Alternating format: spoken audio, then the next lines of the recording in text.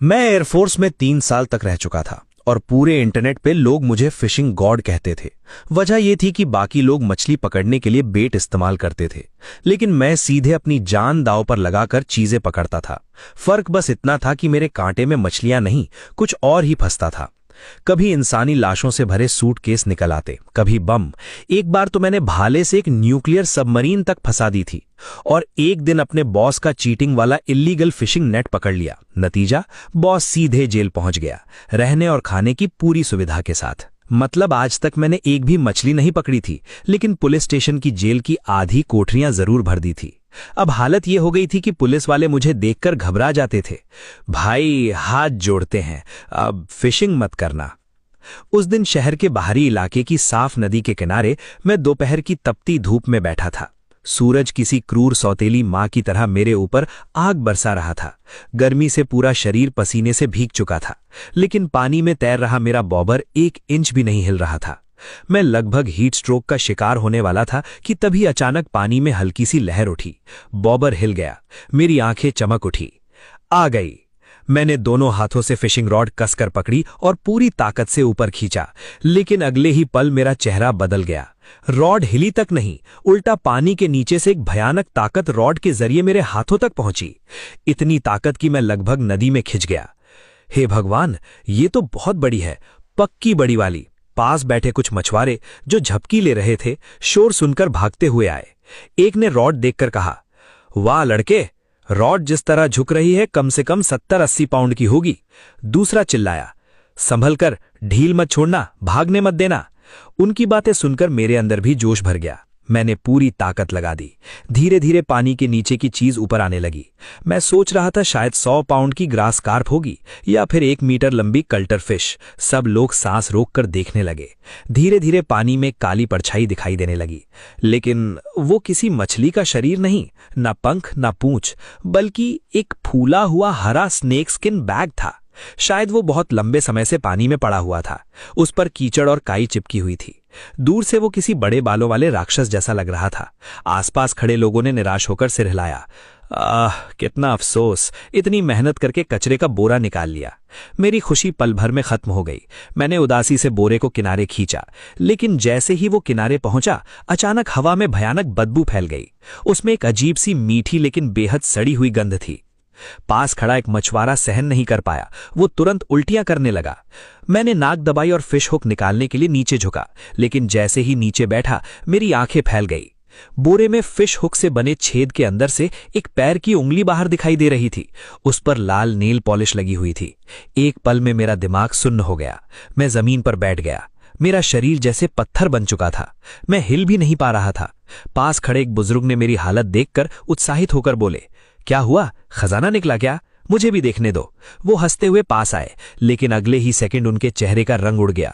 उनकी आंखें फट गईं, फिर उनकी तेज चीख नदी किनारे गूंज उठी। इंसानी शरीर के टुकड़े! करीब 20 मिनट बाद नदी किनारे लाल और नीली पुलिस लाइटें चमक रही थी। 2 पुलिस वाले मेरे दोनों तरफ खड़े थे। हालांकि मेरे हाथों में हथकड़ी नहीं थी, लेकिन उनका बर्ताव ऐसा था जैसे मैं कोई क्रिमिनल सस्पेक्ट हूं। उनमें से एक थे क्राइम इन्वेस्टिगेशन टीम के कप्तान वोंग जैंग वो। उनकी आंखें बिल्कुल बाज जैसी थीं। एक नजर ही इंसान की रूह तक कपाने के लिए काफी थी। मैं कांपती आवाज में बोला, सर, मैं तो बस फिश सूप बनाना चाहता था। मुझे क्या पता था कि ये चीज निकल आएगी।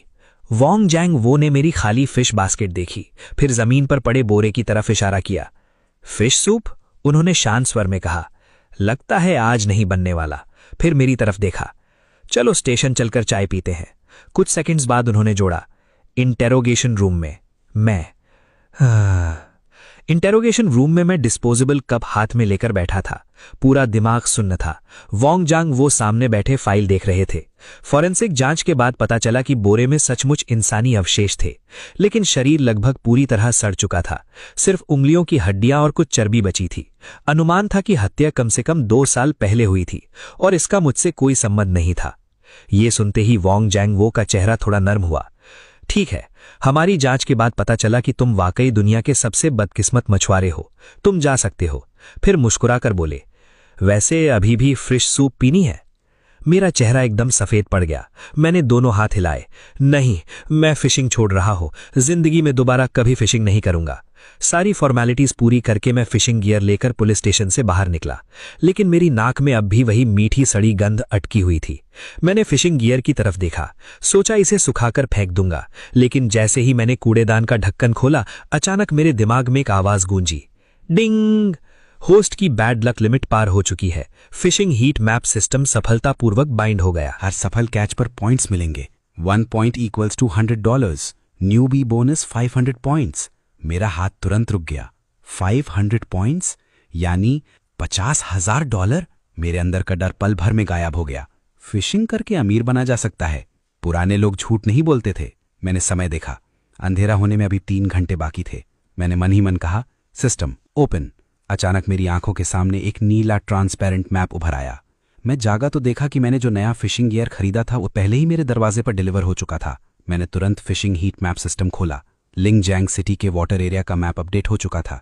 पहले वाले क्लियर वाटर रिवर पर अब कोई रेड डॉट नहीं था। उसकी जगह लिंगजैंग सिटी से लगभग 30 किलोमीटर दूर मौजूद घोस्ट क्राई पूल में एक गहरा लाल लाइट स्पॉट चमक रहा था। पानी की गहराई में वो डीप रेड स्पॉट बिल्कुल शांत तरीके से छिपा हुआ था। इतनी सुनसान जगह और मैं बिल्कुल अकेला। अगर सच में कुछ हो गया तो? मैं कुछ देर सोचता रहा, फिर दराज से अपना पुराना फोन निकाला और एक लाइव स्ट्रीमिंग ऐप डाउनलोड कर लिया। कंपनसेशन की किसे परवाह है? वैसे भी नेटिजन्स कई बार दोस्तों से ज्यादा भरोसेमंद होते हैं। दोपहर के ठीक 3 बजे मैंने घोस्ट क्राई पूल के सामने वाले पहाड़ों की तरफ एक कैब ली। ड्राइवर ने नेविगेशन पर डेस्टिनेशन देखा, फिर उसने मेरे सामान की तरफ देखा, कुछ पल हिचकिचाया और बोला, यंग मैन, तुम घोस्ट क्राई पूल जा रहे हो? मैंने सुना है वो जगह ठीक नहीं है। हर साल वहां लोग रहस्यमय तरीके से गिर जाते हैं और रात में रोने की आवाजें भी सुनाई देती हैं। जल्दी जाओ और जल्दी वापस आ जाना। इतना कहकर ड्राइवर ने तुरंत एक्सीलरेटर दबाया और ऐसे निकल गया जैसे किसी चीज से जान बचाकर भाग रहा हो। हरामी कहीं का। ये बात बोलने की क्या जरूरत थी? जानबूझकर डराना चाहता था क्या? मैंने अपने पीठ पर बंधे 1000 रिपल ड्रैगन रॉड को छुआ और खुद को हिम्मत दी। मैं तो इंसानी लाशें तक फिश कर चुका हूं, अब डर किस बात का? फिर मैं अपने छोटे बड़े बैग्स उठाकर रास्ते पर चल पड़ा। करीब 10 मिनट पैदल चलने के बाद आखिरकार मैं सिस्टम द्वारा मार्क्ड रेड डॉट लोकेशन पर पहुंच गया। ये एक टिपिकल माउंटेन बैरियर लेक थी। तालाब का पानी गहरे डार्क ग्रीन रंग का था, जिसे देखकर दिल में अजीब सी घबराहट होने लगी। सच कहूं तो जगह काफी डरावनी लग रही थी।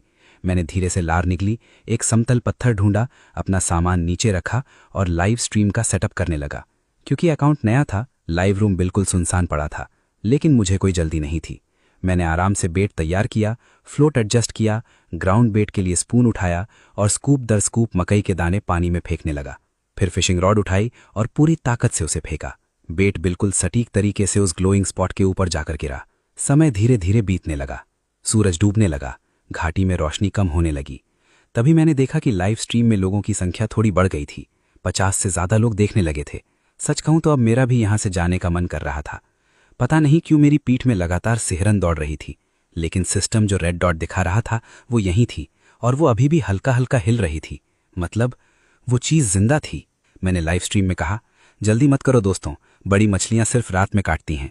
लेकिन ये शब्द मेरे मुंह से पूरे निकले भी नहीं थे कि पानी पर तैर रहा फ्लूट अचानक बुरी तरह कांप उठा। हो गया, मैं उत्साह में चिल्लाया, ब्रदर्स देखा, काट लिया। इतना कहते ही मेरा शरीर इंस्टिंक्ट से खुद हरकत में आ गया। मैंने तुरंत रॉड उठाकर हुक सेट किया। धड़ाम! फिशिंग लाइन के पानी चीरने की आवाज इतनी तेज थी कि उसमें मेटल वाइब्रेशन जैसा एहसास हो रहा था। मेरे हाथ में पकड़ी वेव पैटर्न ड्रैगन रॉड तुरंत पूरा धनुष बन गई। रॉड की टिप से एक अजीब और डरावनी ताकत महसूस हुई। मैं आगे की तरफ लड़खड़ा गया। बस 1 इंच और होता तो सीधे तालाब में सिर के बल गिर जाता। लाइव स्ट्रीम तुरंत एक्सप्लोड हो गई, लेकिन उस समय कमेंट्स देखने का होश नहीं था। मैंने दोनों हाथों से रॉड कसकर पकड़ ली और रॉड का निचला हिस्सा पेट पर टिकाकर पूरी ताकत लगा दी। मेरा चेहरा लाल होकर बैंगनी पड़ने लगा। मैं कमर की ताकत से पीछे झुकते हुए दहाड़ा। ये आखिर है क्या चीज? इतना भारी? ये मछली जैसा महसूस नहीं हो रहा। ऐसा लग रहा है जैसे पानी के नीचे कोई भैंसा मुझे घसीट रहा हो। पानी की सतह अचानक उबलने लगी। ढेर सारे बुलबुले ऊपर आने लगे और इस जबरदस्त फाइट सीन की वजह से लाइव स्ट्रीम में व्यूअर्स पागलों की तरह बढ़ने लगे। कमेंट्स लगातार उठ रहे थे। ये कोई मछली नहीं हो सकती। अगर ग्रास कार्प है तो ड्रैगन किंग मत निकाल देना। अगर ये बाहर निकल आया तो मैं लाइव पर उल्टा खड़े होकर खाना खाऊंगा। मैंने दांत खींच लिए। माथे की नसें फूल चुकी थीं। अच्छी बात यह थी कि सिस्टम मैप पर रेड डॉट धीरे धीरे किनारे की तरफ बढ़ रही थी। आखिरकार करीब 10 मिनट की खींचातानी के बाद पानी फट पड़ा, लेकिन बाहर जो निकला वो मछली का सिर नहीं था, न कोई जल राक्षस की रीढ़, बल्कि धातु जैसी चमक वाला एक धूसर हिस्सा था। एक हवाई जहाज का पंख। हाँ, वो सचमुच में एक हवाई जहाज का पंख था। उसके पीछे लगभग 1 मीटर लंबी स्ट्रीमलाइंड ग्रे बॉडी पानी के ऊपर तैरती दिखाई दी। वो किसी मिनी फाइटर जेट जैसी लग रही थी, लेकिन उसमें कॉकपिट नहीं था। पीछे प्रोपेलर भी लगा हुआ था। मैंने भौहें से कोड़ ली। मैं पूरी तरह स्तब्ध था। लाइव स्ट्रीम वाले भी कंफ्यूज थे। फिर सैकड़ों दर्शकों की निगाहों के सामने मैंने पूरी ताकत लगाकर उस भारी चीज को पत्थरों पर खींच लिया। धम! मैं जमीन पर बैठ गया और जोर जोर से सांस लेने लगा। तभी मुझे उसे ध्यान से देखने का मौका मिला। इस चीज की पेंट पूरी तरह सही सलामत थी। हालांकि उस पर कुछ सीवीड लिपटी हुई थी, लेकिन साफ था कि वो ज्यादा समय तक पानी में नहीं रही थी। विंग पर इंपैक्ट मार्क्स दिख रहे थे। लग रहा था कि वो क्रैश होकर इस तालाब में गिरी थी। उसकी बॉडी के नीचे काला इक्विपमेंट बॉक्स भी लगा हुआ था। उस बॉक्स पर सील थी, लेकिन उस पर लिखे शब्द धुंधले हो चुके थे। कुछ भी पढ़ना नामुमकिन था। लाइव स्ट्रीम में कमेंट्स की बारिश शुरू हो गई। बॉक्स खोलो, जल्दी खोलो। मैंने लार निगली। काफी देर तक सोचता रहा, फिर रोने से भी बदतर मुस्कान बनाकर बोला, भाइयों, मुझे लगता है ये चीज पुलिस को सौंप देना चाहिए। आज स्ट्रीमिंग का पहला दिन है। जेल जाने का इरादा नहीं है मेरा। चलो पुलिस को बुलाते हैं। मैंने फोन निकाला और म्युनिसिपल क्रिमिनल इन्वेस्टिगेशन टीम के वोंगजेंग वो का नंबर डायल किया। उस समय वोंगजेंग वो अपना काम खत्म करके झपकी लेने ही वाला था, लेकिन जैसे ही फोन बजा, उसने कॉलर आईडी देखा। अगले ही सेकंड वो बिस्तर से उछल पड़ा, क्योंकि स्क्रीन पर नाम था वही आदमी जो हमेशा लाशें ढूंढ कर लाता था। उसने तुरंत कॉल उठाई।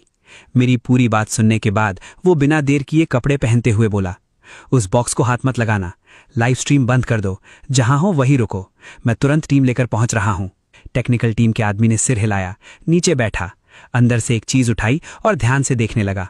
फिर उसने गहरी सांस लेते हुए कहा, सोने से भी महंगा ये चिप्स हैं, और सिर्फ साधारण चिप्स नहीं बल्कि हाई एंड चिप्स। अभी मार्केट में इन पर भारी रेगुलेशन लगा हुआ है। इस पूरे बॉक्स की कीमत कम से कम 10 लाख हो सकती है। संभवतः ये स्मगलिंग का मामला है। वोंगजेंग का चेहरा गंभीर हो गया। उसने गहरी भौहें सिकोड़ते हुए कहा, हाल ही में अफवाहें सुन रहा था कि पहाड़ों में एक स्मगलिंग रिंग ड्रोन्स का इस्तेमाल करके cross border fly line smuggling कर रही है, लेकिन ये कभी नहीं सोचा था कि उनमें से एक घोस्ट रिजर्वॉयर में क्रैश हो जाएगा और कोई उसे मछली पकड़ते पकड़ते बाहर निकाल लेगा। इतना सोचकर वोंगजेंग पीछे मुड़ा और मुझे घूर कर देखने लगा। उसकी आंखों में एक तिहाई हैरानी और बाकी पूरा शक भरा था। सच सच पता, अंडरवर्ल्ड में तेरे कुछ कॉन्टैक्ट्स हैं क्या? हर बड़े केस के आसपास तू फिशिंग करता हुआ क्यों मिलता है? मैंने तुरंत हाथ उठाया। कैप्टन वोंग, भगवान की कसम, मैं सच में सिर्फ मछली पकड़ने आया था। अब पानी में ये कबाड़ क्या कर रहा था मुझे क्या पता। सच कहूं तो मुझे तो उम्मीद थी कि कम से कम 100 पाउंड की कोई जायंट ब्लैक कार्प निकलती। वोंगजेंग ने सिर हिलाया और लंबी सांस छोड़ी। फिर उसने बाकी लोगों की तरफ इशारा किया। ठीक है, पहले सामान वापस ले चलो, और शिन्मो तुम भी हमारे साथ चलो। समझ गया, मैं तुरंत बोला। लेकिन कैप्टन वोंग, इस बार मैं आगे वाली सीट पर बैठ सकता हूं। पुलिस कार की पीछे वाली सीट बहुत सख्त होती है। वोंगजेंग ने फिर से आंखें घुमाई। हालांकि इस बार उसने मना नहीं किया। उस रात मेरी लाइव स्ट्रीम बीच में बंद हो गई थी, लेकिन ड्रोन पकड़ने वाली क्लिप इंटरनेट पर वायरस की तरह फैल गई। सिर्फ एक दिन बाद मैं लिंगजैंग सिटी में सेलिब्रिटी बन चुका था। हालांकि क्लासिफाइड डिटेल सार्वजनिक नहीं की जा सकती थी, लेकिन ऑफिशियल अनाउंसमेंट फिर भी जारी हुआ। एक पब्लिक स्पिरिटेड सिटीजन जिसका नाम शुन था, उसने पुलिस की मदद करके एक बड़े स्मगलिंग केस को सुलझाने में महत्वपूर्ण भूमिका निभाई। ऊपर से पहले वाला डिसमेंबरमेंट केस भी टीवी पर आ चुका था। नतीजा, एक ही रात में मेरे अकाउंट पर 50,000 से ज्यादा फॉलोअर्स आ गए। कमेंट सेक्शन प्रतिभाशाली लोगों से भरा पड़ा था। आहा, अडल्ट मूवी डायरेक्टर, ये क्या बकवास है? जस्टिस मिनिस्टर को पकड़ लिया इसने। बेशक फेमस होने से ज्यादा असली खुशी रिवॉर्ड देखकर हुई, क्योंकि इस केस में रकम बहुत बड़ी थी और ये एक महत्वपूर्ण सुराग भी था। इस बार बोनस पिछले वाले से 1 लाख युआन ज्यादा मिला। मैं बैंक कार्ड का बैलेंस देखकर लगातार मुस्कुरा रहा था। उसी समय सिस्टम प्रॉम्प्ट भी समय पर आ गया। मैंने बिना सोचे बूस्टर एक्सचेंज कर लिया। कल उस ड्रोन को खींचते खींचते मेरी जान निकल गई थी। हेल्थ ही असली वेल्थ होती है। अब शरीर मजबूत करना जरूरी था। अचानक मेरे पूरे शरीर में गर्म लहर दौड़ गई। हालांकि इस प्रक्रिया में सड़क पर चलते हुए मुझसे बहुत गैस निकली, लेकिन शुक्र था कि रिजल्ट संतोषजनक था। अब मेरे पास पैसा भी था और शरीर भी जबरदस्त हो गया था।